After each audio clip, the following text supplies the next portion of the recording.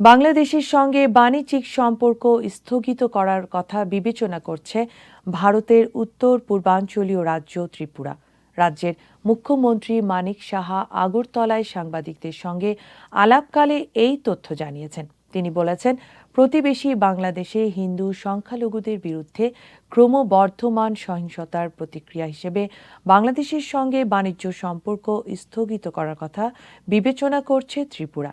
বাংলাদেশের সাম্প্রতিক পরিস্থিতিতে ভারতের পশ্চিমবঙ্গ রাজ্যের বিরোধী দল বিজেপির নেতা শুভেন্দু অধিকারীও বাংলাদেশের সঙ্গে ভারতের বাণিজ্য সম্পর্ক ছিন্ন করার আহ্বান জানিয়েছেন। শুভেন্দুর মতো মানিক সাহাও একই দাবি তুলে বলেছেন, তারা এই বিষয়ে এখন পর্যন্ত কোনো সিদ্ধান্ত গ্রহণ করেননি, তবে পরিস্থিতি স্বাভাবিক না হলেও যে কোনো কিছুই ঘটতে পারে। ত্রিপুরার মুখ্যমন্ত্রী বলেন, বাংলাদেশে হিন্দুদের নিশানা করে হামলা শেষের কোনো লক্ষণ দেখা যাচ্ছে না। ভারত বাংলাদেশ সীমান্তে অতিরিক্ত নিরাপত্তা ব্যবস্থা গ্রহণ করা হয়েছে বলে জানিয়েছেন মানিক সাহা।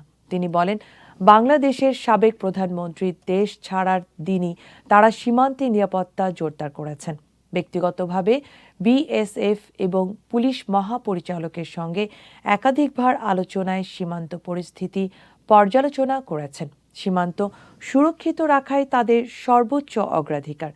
বাংলাদেশের রাজনৈতিক অস্থিতিশীল পরিস্থিতিতে ভারত বাংলাদেশের দ্বিপাক্ষিক বাণিজ্য উল্লেখযোগ্য পরিমাণে হ্রাস পেয়েছে। বর্তমানে কয়লা, মাছ এবং অন্যান্য পণ্যের আমদানি কমে গেছে। উভয় দেশের মাঝে কেবল প্লাস্টিক পণ্যের বাণিজ্য চলমান আছে।